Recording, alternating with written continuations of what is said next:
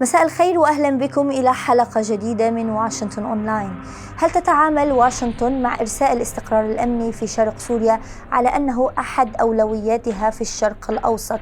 وهل ستبذل إدارة الرئيس جو بايدن جهودا دبلوماسية وسياسية لمنع تركيا من شن غزو جديد ضد الشمال السوري، بما أن تركيا تستغل القلاقل الأمنية لإثارة المزيد من الاضطرابات في شمال سوريا ومناطق سيطرة قوات سوريا الديمقراطية؟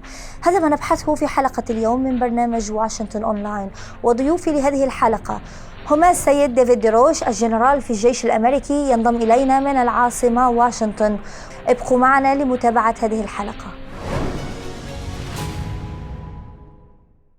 أهلا وسهلا بك سيد ديفيد.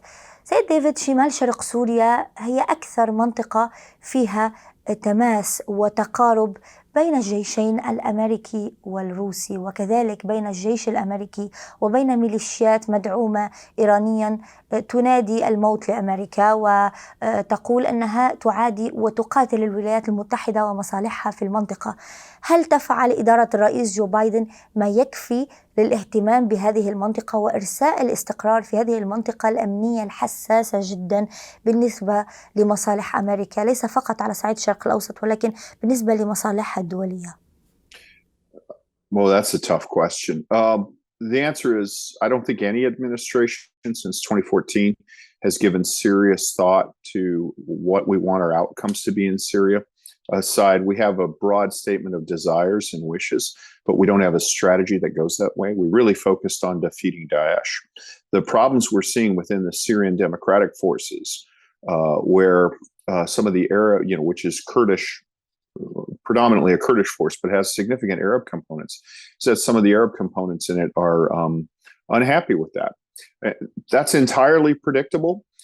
I think at the time that the SDF was being supported, we realized that this would be a problem down the road, that it's almost inevitable, but that we put that aside in the interest of defeating, we got to remember, Daesh was huge. They were, almost a country in themselves.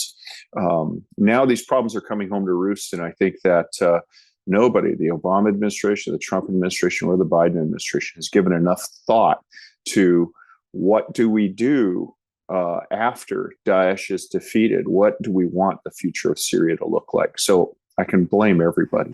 ديفيد، نتحدث اليوم عن مشاكل أمنية وخلافات محلية في شرق سوريا، في مناطق وقرى خرج منها تنظيم داعش. يعني واحدة من المناطق اللي كان فيها اقتتال هي منطقة الباغوث، آخر معاقل تنظيم داعش لأنه كان من الصعب السيطرة عليها، لذلك بقيت آخر معاقل تنظيم داعش. ألا تهدد مثل هذه الأحداث المجتمع الدولي بعودة تنظيم داعش الإرهابي؟ Well, ISIS will capitalize off of any fragmentation in the SDF. So, there is a risk there. But there's a key difference. When Turkey came in, Donald Trump, recall his Secretary of Defense resigned over this. Turkey said, "We're going to go into these areas. We want you to leave, and we want the SDF to leave." The United States said, "Okay, right, we will." And anybody who remains there, you're not with us. Right now, Syria, which is predominantly a Captagon narco state, but they're Russian sponsors and they're Iranian sponsors who have put serious money in the case of Russia and have spent serious life, although not Iranian life, in the case of Iran. They want the United States out. So I think they're driving a lot of this. I wouldn't be surprised to see if there was support, financial, military, otherwise, to undermine the SDF. But at the end of the day, they're capitalizing off of a fracture that, a fault line that we knew was there at the start of the SDF. And the big challenge is, what is the United States strategy for Syria? And I would argue that we haven't really had one. We have a bunch of bad things that we want to prevent from happening, but we don't have a comprehensive vision for what we want Syria to look like and a realistic roadmap for how we're going to get there. سيد ديفيد، حضرتك عسكري وخدمت في ساحات حرب دموية ومعقدة جدا مثل الحرب في أفغانستان. ما هي الحلول العسكرية اليوم التي تمتلكها الولايات المتحدة لمنع أي اضطرابات أمنية في شرق سوريا سترتد بشكل سلبي على مصالح أمريكا في المنطقة أولا، وعلى مهمتها في شمال شرق سوريا، وهي مهمة ضمان عدم عودة تنظيم داعش، مع أهمية طبعا أن لا يكون الجيش الأمريكي عرضة للاستهدافات من الميليشيات المدعومة إيرانيا وغيرها؟ Well, I don't think we have an option other than remaining with the SDF.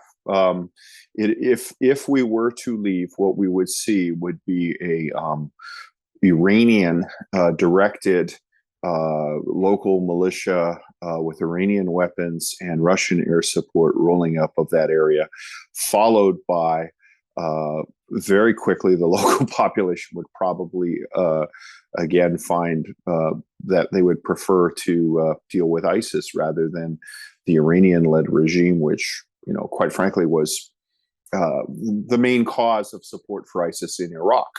The fact that you had a Sunni population that viewed their government, the Iraqi government at the time in 2014, was viewed as an agent of Shia Islam. And you're always going to have problems. You'll have terrorism, you'll have insurgency, you'll have uprisings, you'll have popular protests when you have an unrepresentative government like that. The Bashar al-Assad government, I think, is very happy to have Daesh in the relatively barren eastern parts of Syria, so long as they control what the French would call Syria utile, the line from Aleppo to Damascus. And I think that another fact which you haven't asked but needs to be discussed is that there are popular protests in Damascus and other major Syrian cities that Bashar considers to be important against his rule. And I think that when all is known, we will probably find out that the Syrian regime and its Iranian and Russian supporters are stirring up some trouble here in order to distract from that.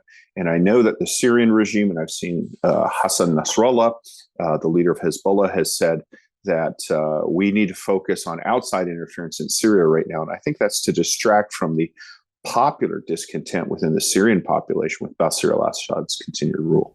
بالفعل هناك اليوم احتجاجات في مناطق مثل السويداء، مناطق من ريف دمشق، مناطق من درعا، وهناك أيضا اليوم جبهات مفتوحة من النظام السوري والميليشيات الإيرانية ضد المعارضة المسلحة في غرب سوريا، في إدلب ومحيط إدلب. وطبعا بالإضافة إلى ما نتحدث عنه اليوم وهو الاضطراب الأمني في شرق سوريا، الاستهداف التركي المستمر للشمال السوري. يعني اليوم المشهد السوري مضطرب، هناك تصاعد في المواجهات العسكرية من جديد في سوريا، ناهيك عن الضائقة الاقتصادية الكبيرة. كل هذا يحدث اليوم في سوريا بعد فترة قليلة من عودة العلاقات العربية مع دمشق، وبعض الأمل الذي وضعه السوريون على مسألة أو إمكانية أن تتحسن الأوضاع في سوريا. كيف ترى اليوم مستقبل سوريا ومستقبل التعامل الدولي السياسي مع سوريا، مع عودة سوريا اليوم إلى يعني واجهة الأخبار من جديد مع كل هذه الأمور التي تحدث فيها؟ وهل ستكون استجابة المجتمع الدولي مشابهة لما رأيناه بعد 2011؟ Well, the international community didn't have much of a response, and I think it will be the same. Look, it's clear that Bashar al-Assad doesn't care what happens to the country of Syria as long as he remains in control of at least part of Syria. He's now found a way to fund his government. The 4th Mechanized Division, which is led by his brother, controls the Captagon trade, and the estimates are that they produce more Captagon than the gross domestic product of Syria. So the Russians are determined not to see another one of their patrons fall after Muammar Gaddafi. They will do what it takes to do, as long as there's not great loss of life, to keep him in power, to include aerial bombardment. The Iranians, on the other hand, have shown that they are willing to spend almost unlimited amounts of Arab blood, not Iranian blood, but there have been significant casualties among Iranian military officers leading these cadres in order to keep him in power and to establish, I think their goal is to establish a land bridge that would go from Syria all the way to Hezbollah's controlled territory in Lebanon. This is why Qasem Soleimani Hezbollah's military commander, Mustafa Badruddin, executed. He was assassinated in an explosion in Damascus because he refused to throw more Lebanese bodies into the battle in Syria. So I think Assad is not entirely in control of his own regime. I think that he couldn't just get on a plane because the Iranians wouldn't let him. But I think that he is determined to remain in charge, or the people behind him are determined that he will remain in charge of the parts of Syria that he sees as useful, and he will continue to portray any opposition to him as ISIS. So it is in his interest to keep some sort of ISIS presence alive. And I think that, he kind of encouraged that, during the early 2000s, while the United States was in Iraq in a big way.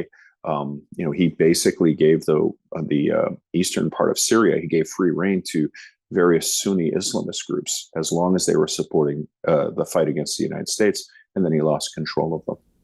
وسؤالي الأخير لك ديفيد هو عن التقارير المحلية، تقارير تخرج من سوريا ومن العراق بشكل أساسي عن تغير محتمل في المهمة العسكرية الأمريكية في العراق وسوريا وشرق سوريا. هناك تحركات عسكرية مختلفة بحسب مراقبين على الحدود السورية العراقية. هل هناك فعلا تغير في هذه المهمة أو نية أمريكية بزيادة أعداد القوات الأمريكية في المنطقة؟ I'm really, really glad you asked me that question, because I know that various pro-Iranian propagandists are making a lot of this. And what was happening, first off, Syria is a very, very small theater for the United States forces. There's between 900 and 1,500 soldiers there. What was happening was the forces deployed there, we were rotating between two units. So the Ohio National Guard was handing off the mission to the 10th Mountain Division. And when that happens, you send the unit in first so that they can survey the area with soldiers who are already there, so they know what's going on. You don't want to have a unit just show up and say, okay, what is this? So you pass on knowledge. But that leads to a temporary increase in U.S. forces. As I said, the Hezbollah, I was on talking with a representative from Hezbollah on a Lebanese network, and they said, oh my gosh, this is proof the United States is going in. But I would urge you and your viewers to just Google Ohio National Guard Syria, and you can see that there's a normal force rotation, but there's an increase in forces during that period while the two forces are handing the mission off. I think that given the tension, we probably will see some increase in the U.S. forces in Syria and the U.S. forces operating in Syria. But overall, it remains a pretty small thing. And this idea that, Bashar al-Assad is saying the United States is posing to invade Syria, that's just his propaganda in order to justify his continuing crackdown on his own people and to distract from the protests that are ongoing in areas that he thinks he controls. شكرا جزيلا لك ضيفي السيد ديفيد ديروش، كنت معنا من واشنطن. Thank you. Great questions. وختاما شكرا لكل من تابع حلقة اليوم من واشنطن أونلاين. ألقاكم في حلقة جديدة الأسبوع المقبل. إلى اللقاء.